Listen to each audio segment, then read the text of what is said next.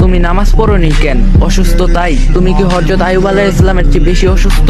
তুমি নামাজ পড়োনি কেন? দায়িত্ব কর্মভার থাকার কারণে? তোমার কি হযরত সুলাইমান আলাইহিস সালামের চেয়ে বেশি বড় রাজত্ব নাকি, যে দায়িত্ব সামলাতে গিয়ে নামাজ পড়তে পারেনি? তুমি নামাজ পড়োনি কেন? স্বামীর অত্যাচারের কারণে? তোমার স্বামী কি বিবি আসিয়ার স্বামীর ফেরাউনের চেয়ে বেশি অত্যাচারী? তুমি নামাজ পড়োনি কেন? সংসারিক কাজকর্ম কারণে? তুমি কি মা ফাতেমার চেয়ে বেশি সংসারী?